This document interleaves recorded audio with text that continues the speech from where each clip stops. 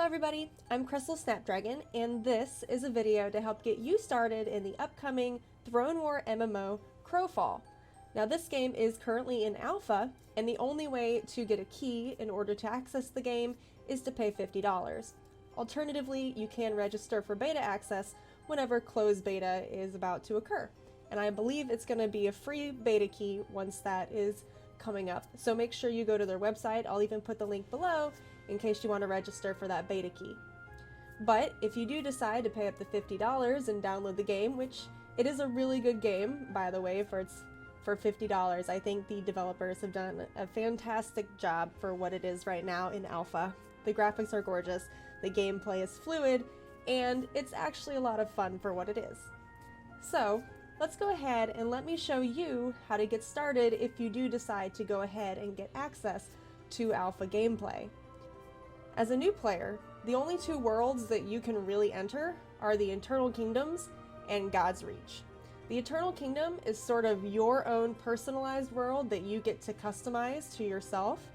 It's where you can go to relax between campaigns.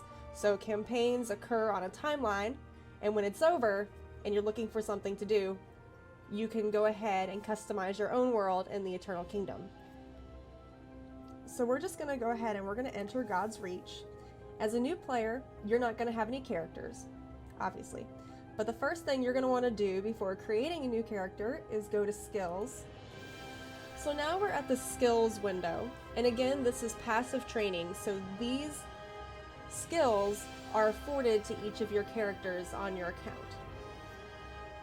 You have two professions to choose from, a primary track and a secondary track, and you have a list of 3 to choose from.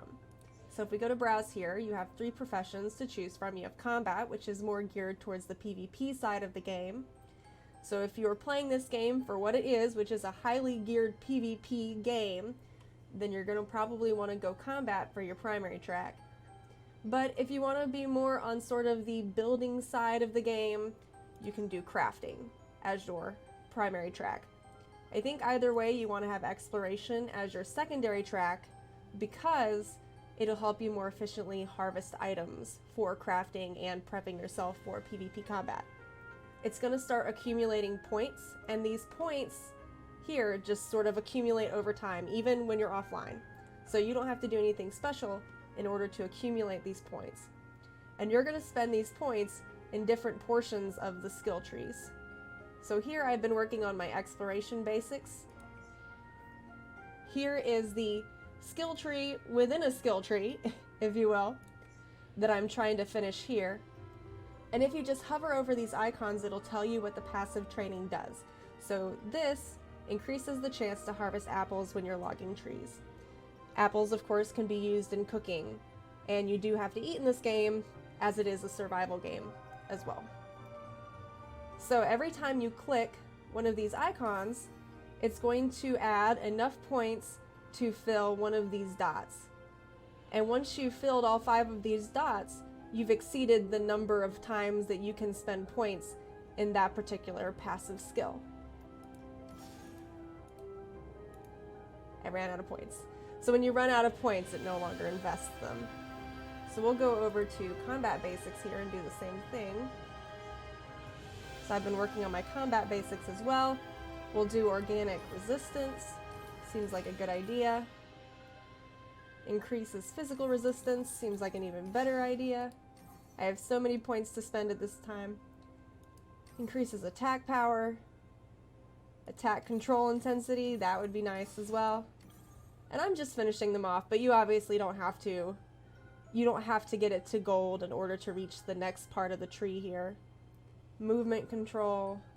Attack control. We'll do armor penetration. Okay, so once you run out of points, it's going to stop investing them. So I'm still working on getting this tree finished.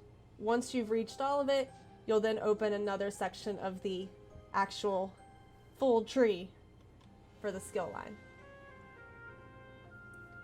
So we're going to go ahead and we're going to create a new character, and I'll show you how to get started once you enter the game. So there are a lot of races to choose from, and each race has access to different classes. I'll put a link to a really good website that sort of lays the classes out for you in the info below.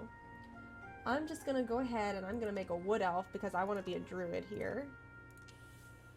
The character creation screen is fairly limited as it stands right now. We got a few hairstyles to choose from. I'm gonna go with this hairstyle. I think I'm gonna make it green because she is a wood elf.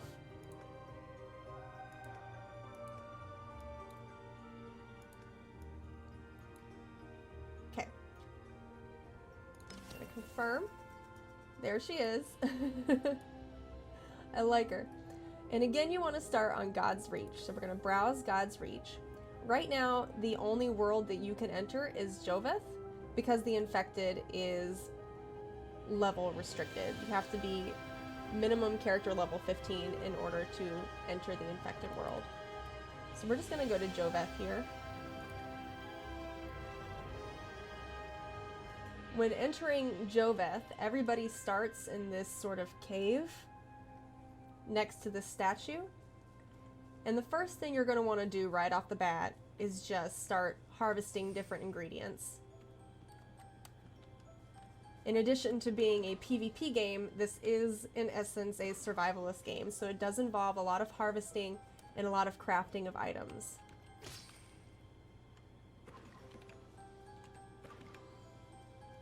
In the beginning, as a new player or a returning player with a new character, you're going to be doing a lot of harvesting and crafting in the beginning. Primarily harvesting and exploration. Which is why you should get that exploration profession and the passive training screen that I just showed you. So you're first going to come to this sort of little village area. And again, we're just going to keep harvesting some of these mushrooms here because we're going to create some food later on. So again, this is a survival game at its core, which means that you do have to harvest different resources in order to craft different weapons, tools, or cook different types of foods.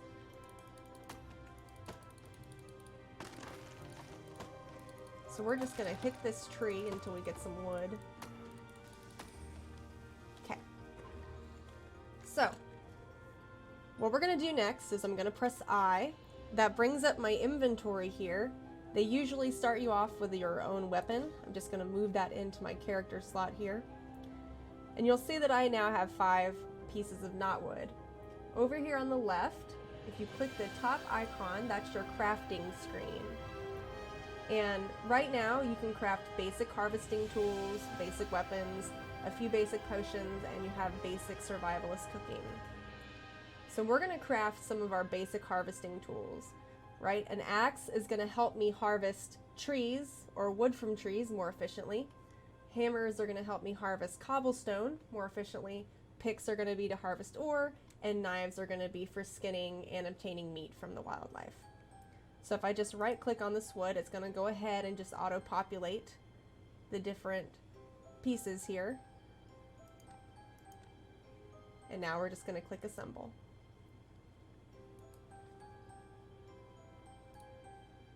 You'll notice down here that you have a particular success chance at creating the item.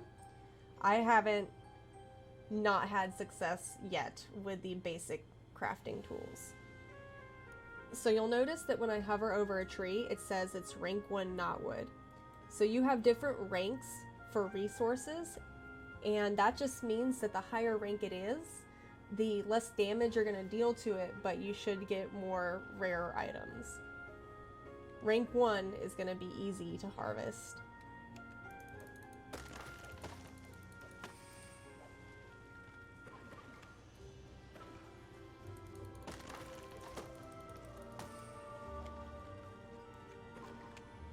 You just have to run over the items in order to gather them.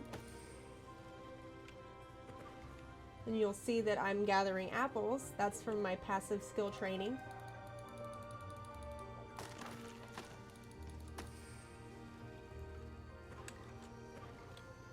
Okay, if I go back to my crafting screen, I now have 8 pieces of wood, so I can start crafting some more of the basic tools, such as the hammer.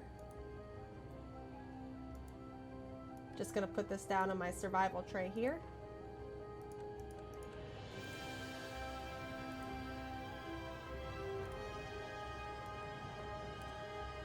We're gonna need one more piece of wood in order to craft the knife. Okay, so now I've created all my crafting tools.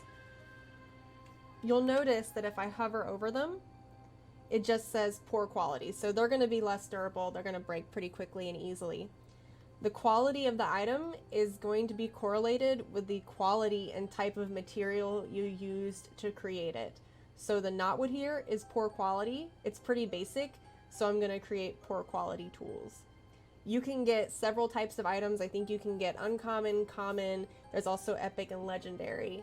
And you'll see that their colors change with what type of item and quality they are. So we're gonna go to 2 here, that's my hammer.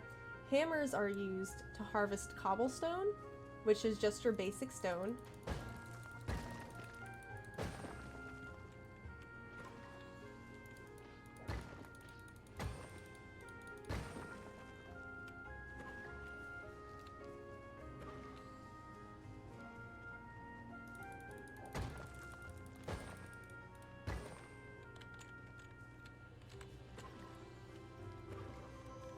The pick is going to be used to harvest slag, which is your basic ore.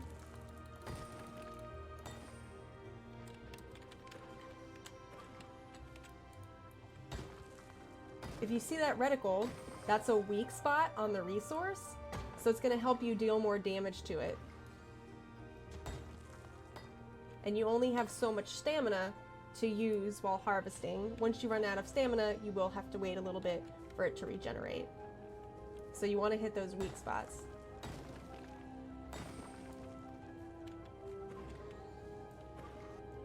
Now I want to note that if we go back to the crafting window, again you have basic ingredients. So knotwood is pretty basic, it's basic wood, slag is basic ore, and cobblestone is basic stone. So when it just says wood here on the crafting interface, then that just means you can use any type of wood. But some items, if we go to cooking for instance and go to roasting stick, require non-basic wood, and that would be something like birch. Or if we go to, let me see if I can find one.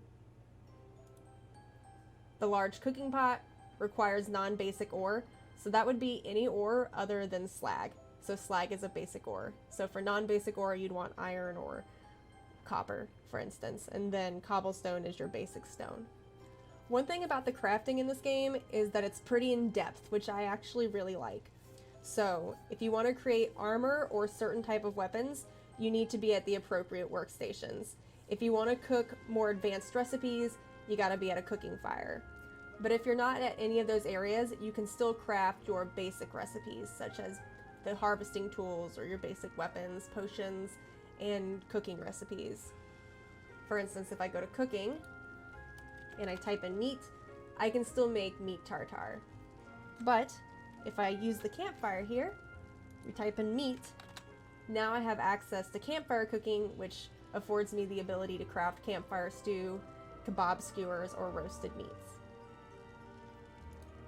Now another thing about the crafting in this game is that it's pretty realistic, so you can't just pull anything out of nowhere. You can't just make leather armor without making the leather first. You can't just make a shish kebab without crafting the roasting stick first. You can't create campfire stew without crafting the cooking foil first. So you have different components that you must first craft in order to make larger recipes, which is pretty realistic to me and pretty cool. Sort of hard to get a handle on, but you know, take your time. It's pretty easy once you get a handle on it. So we're gonna make, for instance, the campfire stew here, and it needs cooking foil first. So we go to cooking foil. Cooking foil can use slag ore, just your basic ore.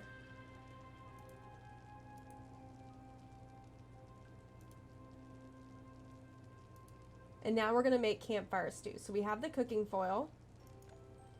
I have the meats or mushroom. I don't have any herbs yet, but I do have produce. Now, one thing about the food, because again, this is a survival game, which means you do have to eat. The food here, the mushroom stew for instance, restores a portion of your current food meter, but it also provides you with a buff. So here, for instance, it says that it increases my harvest critical chance plus 5%. So by eating this campfire mushroom stew, I'm going to harvest items more efficiently.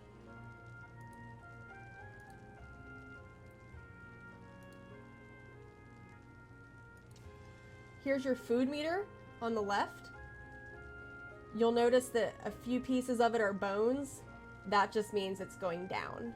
So if we want to fill it up, I just eat my campfire stew. There we go. I'm going to put my stew on my survival tray here.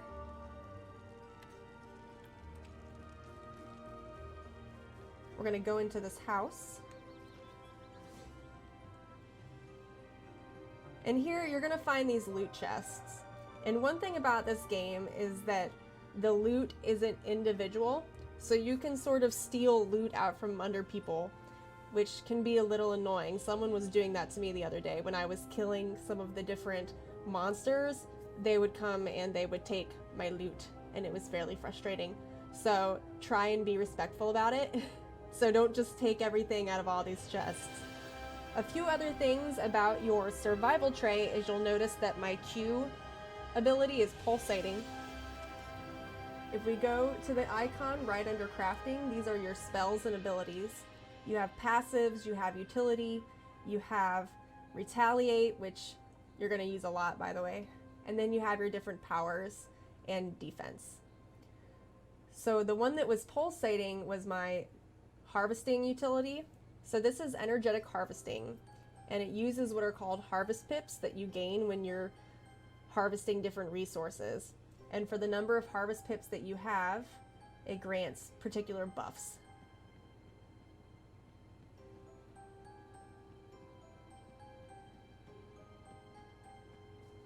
So as you can see, we're entering where spiders are located, which means that I should probably prepare for combat. Right now I'm on my survival tray, but if I click U, it's going to put me on my death tray or combat tray. Just going to make sure that we're prepped and ready here. Now I have a few powers as it stands. I can camouflage if I'm not in combat.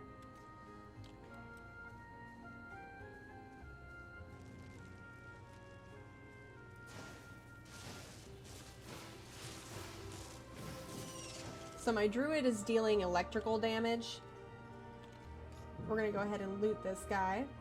So here, when you're looting him, you'll notice he has this item that says sacrifice items. So you gain experience through combat or sacrificing different items. You don't gain any experience from crafting. And so you want to hold on to these items even if they clutter your inventory, because you're going to sacrifice them later in order to gain experience.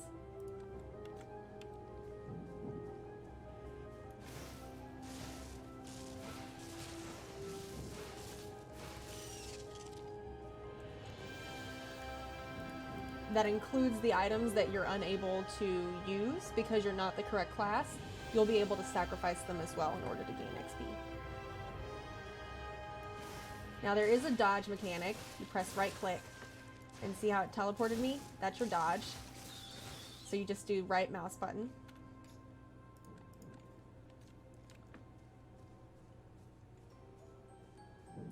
Now you can harvest these crystals.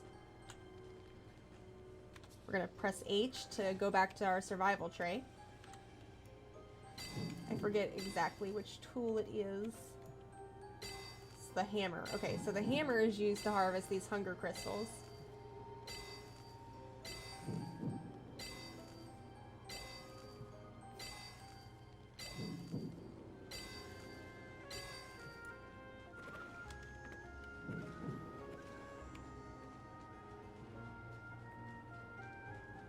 Gonna switch back to our death tray here.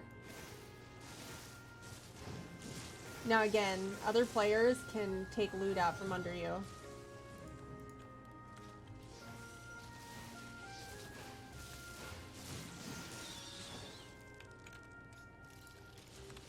Oh my god.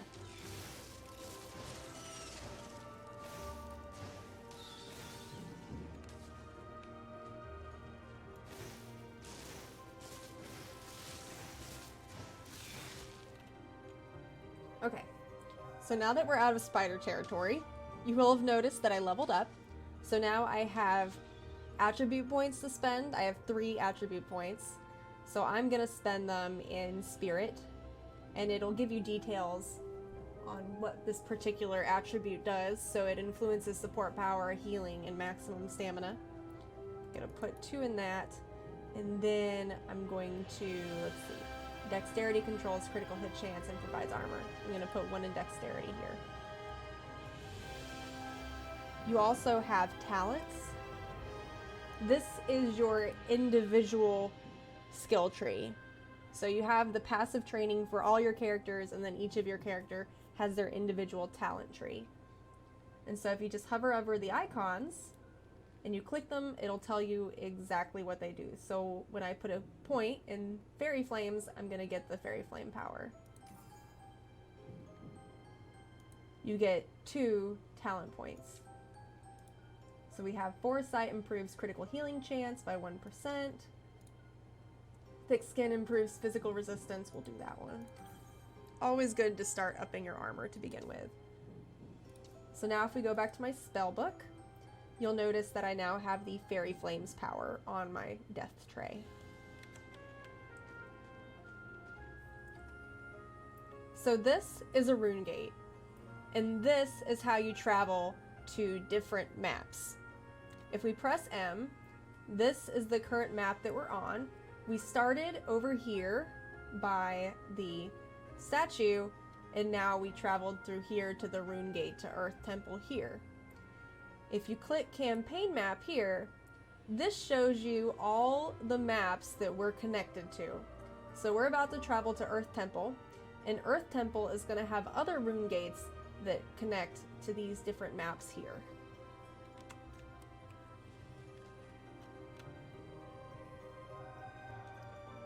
So now we're in Earth Temple. Think of it as a hub. If we go ahead and head out of this area here, you'll notice in the middle there's a brazier. If you remember, I told you that there are 2 ways to gain experience and increase your level, and that's combat and sacrificing items. So if we click F to interact with the brazier, it says that we can drag in items to sacrifice to Malachi. So any of these items that I can't use, you can right click them and it puts them in. So this tells you how much XP I'm gonna get for sacrificing these items. We've leveled up. So we'll go ahead and put some of our points in intellect, I think. That influences critical hit amount, healing amount, and healing bonus. We'll do another in spirit here. Let's go ahead and put another point in our thick skin armor. So we have 1 more talent point to spend here. And now we have a few other items that we can sacrifice. So once you've reached enough XP to go to the next level, it's not going to allow you to drag any more items to sacrifice. So you have to finish leveling, and now we can sacrifice more items. Okay, so now we've sacrificed our items. If we go to the left here, you'll see more rune gates.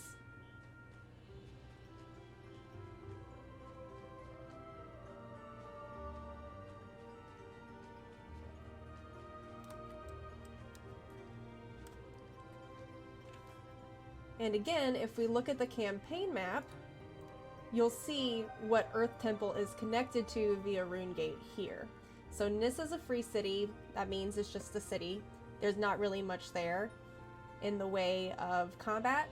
It's really just vendors. So each map has a different rank, and those ranks are corresponding to the rank of the monster found in that map. And so each rank is only going to afford you several levels. I'll put a list right here. So that way you can see what each rank corresponds to your character in levels. So for instance, once you're level 10, rank 1 monsters aren't really going to give you any detectable amount of experience. So the level cap right now is 30, and I think there are only 10 ranks of monster. So if we go further into the temple, here you're going to see a lot of vendors. A lot of these are player-made vendors. You can actually craft a vendor. These are your crafting tables here. So you have a general crafting table, rune making, stone masonry, jewelry crafting, jewel crafting, cooking. I'm stuck. Woodworking, blacksmithing, leatherworking, alchemy, and necromancy. So these are the different crafting tables. So if you want to craft more intermediate and advanced items, you have to use these crafting tables. Down below, there is what's called a spirit bank. As of right now, you don't have to come to this bank in order to access it. If you press B, you'll be able to access what's called your spirit bank. Now these items are shared between your characters, so anything that you put in your spirit bank is shared between characters. Right now you can access the spirit bank from anywhere, but as you can see, it looks like they're probably going to make it so that you can only access the spirit bank from the temples. But right now, if you press B, you can access it from anywhere. And I like to put my crafting material in there just to get it out of my inventory to make space, because you're going to run out of space really fast. Inventory management is like Path of Exiles, so armor and weapons take up more slots than just your typical ingredients. So managing the inventory can be a bit of a hassle.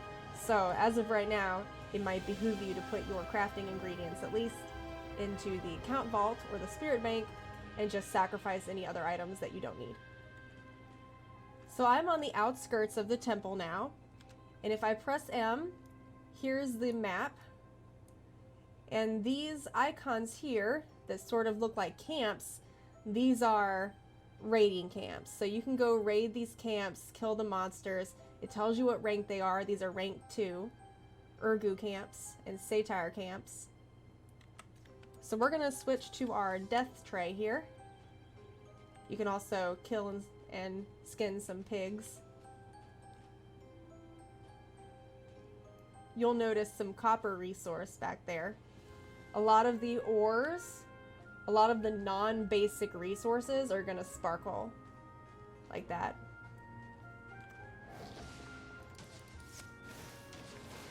Ah.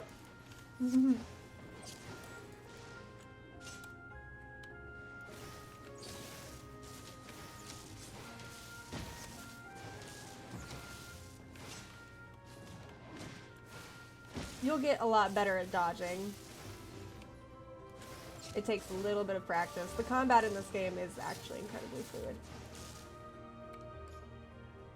Okay, you'll notice here that I got a minor discipline. I'll show you what that means. Let me go loot this one guy here. This is also how you get most of your money, aside from selling things. Okay, so here, if you go to your character window by pressing I, and you go to disciplines, you'll notice that you have these major exploration and minor discipline slots. And you open these in your talent tree. So if we, let me see if I can find one. Unlocks a minor discipline slot. So these runes, if you go to your crafting interface and go to upgrade items, this is how you create a minor discipline, which is basically going to afford you a passive skill. In order to create a minor discipline, you need 5 of the same runes, and you need to unlock the discipline slots. So I'm gonna have to keep fighting creatures, or you can actually go buy them from inside the temple. You need to have 5 of the same runes, and then you craft them in the crafting window under disciplines. And then you just put them in the different slots. Now let me show you what happens when you die. Come get me, boys!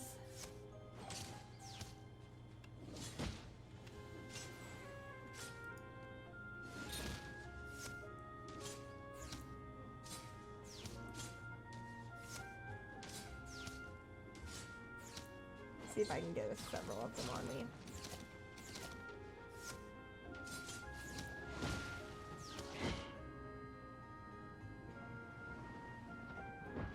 Don't worry, it's not glitched, that's just a spell of theirs. Okay, so when you die, you don't lose your items, which is nice. You just hold F.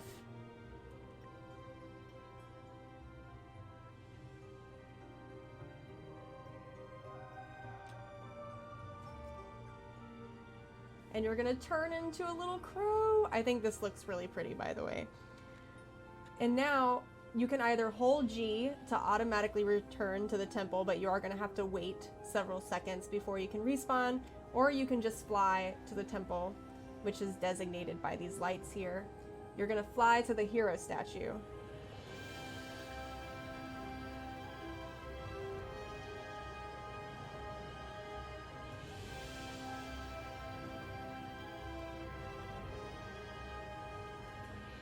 So again, you can press G, it'll automatically take you to the hero statue, or you can just fly to the lights.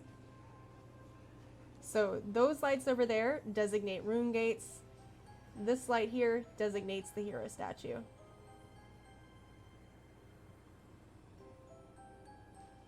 And now we have to wait 15 seconds before we can resurrect. So one thing I do want to point out is that upon death, you do lose durability in your armor and weapons, but at this time there aren't any repair kits. So in order to restore the durability of your armors and weapons, you are going to have to learn the crafting interface. And again, in order to create more intermediate armors and weapons and soon advanced, you want to go to the correct workbenches. You can always start at the general workbench, which here has woodworking, rune making, leatherworking, blacksmithing. This is just general. And as with cooking, you have to create different components first in order to make the weapons themselves. So again, you can't just pull anything out of nowhere. So you have to make the different components before you can make the larger items. And the lack of a repair kit for repairing your armor and weapons can make this game a little grindy, because then you have to gather all the resources again in order to create yourself some new armor and weaponry. So again, that's why harvesting is a really big component of this game. So that's also why you want to have exploration as your secondary profession in the passive training skills window, so that you can more efficiently harvest the items and therefore craft new armor and weapons whenever your durability has gone poor. So that is it for getting started in CROWFALL. This is everything I learned as a beginner, so it should all be in layman's terms and not really coming from an advanced player, which I think should help. For more advanced tutorials, I should hopefully be making them in the future as I get further in this game. But hopefully this helps you to get started if you did decide to buy into Alpha Access. Thank you so much for watching. Make sure to subscribe, and I'll see you next time.